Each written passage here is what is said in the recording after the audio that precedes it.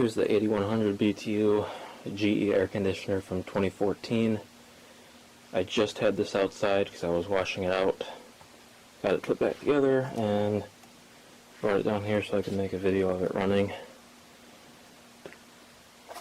This has a GE compressor in it, which is the company that manufactured this air conditioner, as well as that 6050 BTU version. This one is wider than the 6050 is. And here's our specs. Model number. This one is from March of 2014. R410A, 6.3 amps, and an EER of 11.4. It's pretty good. I drilled 2 drain holes in this air conditioner. There's one, I don't know if you can see that or not. There's one right there, and one right there. I am going to be, there's a bunch of crap on here that needs to be cleaned off, but I'm going to be filing that down so it's not so sharp, and I'm going to spray paint it like crazy because I don't want that to rust. But at least now we don't have to worry about refrigerant leaking out because of galvanic corrosion. So this one, the control panel is pretty much the same, or it's exactly the same as the control panel on the 6050. This one has a remote as well. So I'm going to start it up. Put it on low, cool, 64.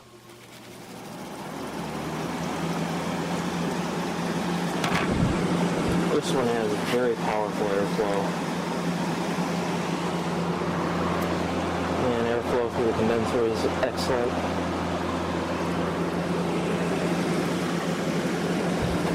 I'm going to turn the heater on so that we can get the compressor to start, because right now the room temperature is 59 according to this, but that's probably just because that thermistor is wet. But I'll turn it on anyway. We can get some heat going in there and we'll start the compressor.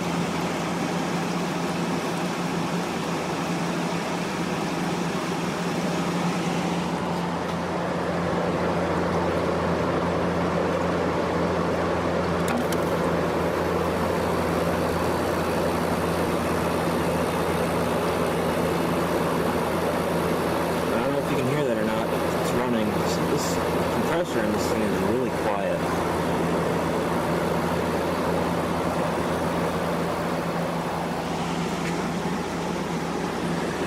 It's already starting to blow cold air.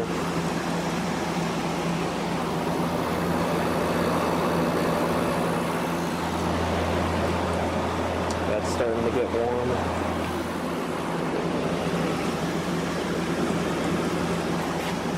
A very powerful air conditioner.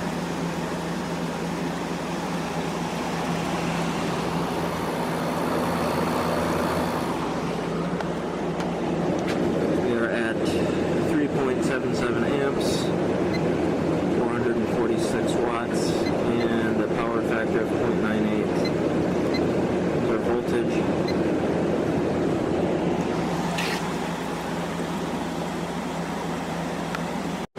A couple more minutes. We're at 4.20 amps, and the output temperature is about 40 degrees Fahrenheit.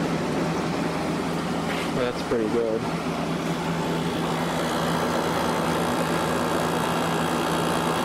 Compressor is a little bit louder now, but that's normal because it's under load. It's nice and warm.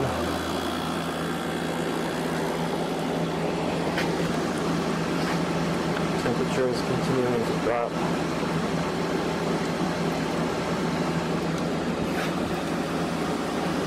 Go up to medium.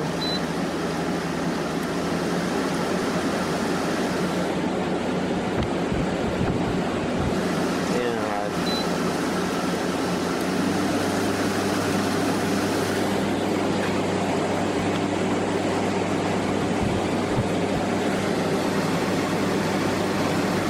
this thing runs really fast on high speed.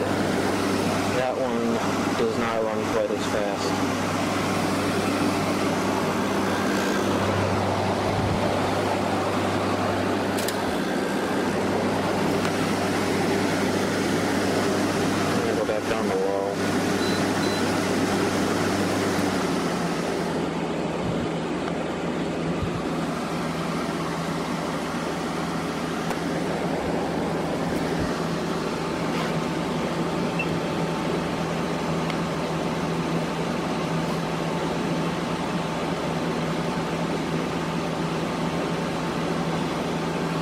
this thing sit here and run for a while, so it just to test it out, and so it kind of dries out a little bit.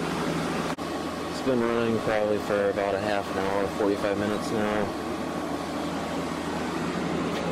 Pulling 4.67 amps on low, 557 watts, and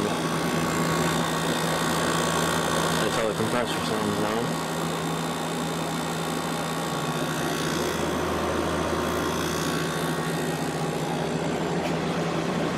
The air output temperature, and that's with the heater blowing directly into it. Feels nice and cold.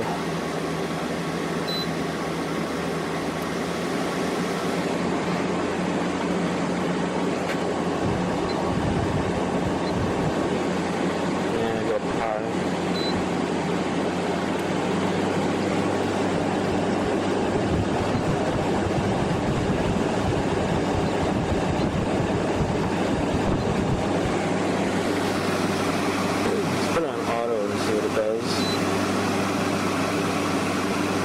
Staying on high because it thinks the room is really warm. And of course we're set at 64.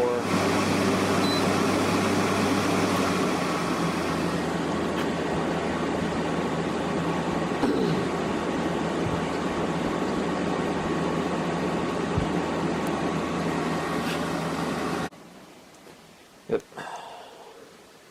All good to go. Ready for summer. Alright, since it's nice outside today, I'm going to be cleaning the GE 8100 BTU air conditioner from 2014. I just cleaned the 6050 BTU version a few days ago. I want to put drain holes in this one just like I did with the 6050. So I'm going to start taking this apart. As usual, these pull out all the way and then you can slide them out, or slide them up and off of the unit. This one doesn't have a screw on each side on the bottom of the front cover like the 6050 did, so there's probably screws in here. Yeah, there's a couple of screws up there on the top of the, towards the top of the cover. And that's not too dirty at all. Evaporator's a little dirty. It's not bad by any means. And I got some almost empty bottles of coil cleaner. Hopefully I'll have enough for this job. And then we got our typical screws that have to come out. One's up at the top on the back. Those two. This has to come off. And then the ones on this side.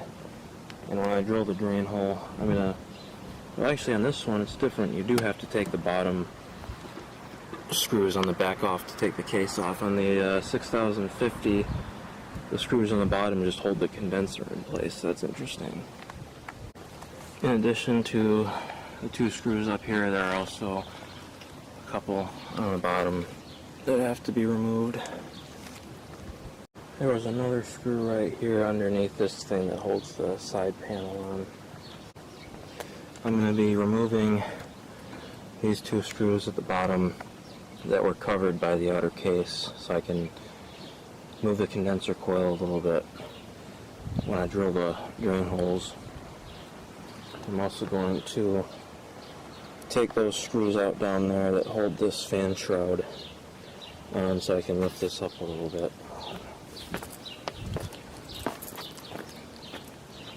And another one right there. And this will come off. It's going to tear this piece of foam, but it's no big deal. Alright, the fan assembly has been lifted up. You can see the coil better. It's really not that dirty, but I'm going to clean it anyway. And like I said, I want to drill drain holes in the bottom of this thing, because I do not like having the bottom pans of these things rust out.